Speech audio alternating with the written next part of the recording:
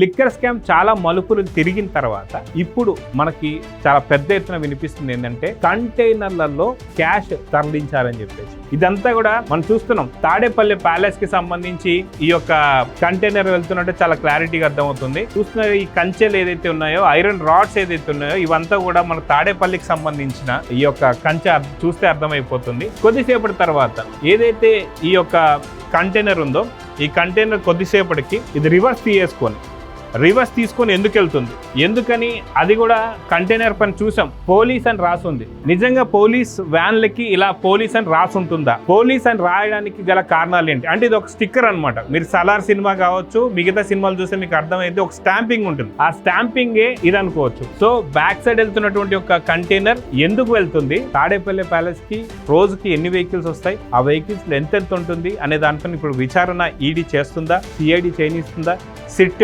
అంగీకరిస్తుందా అనేది చూడాలి మరి.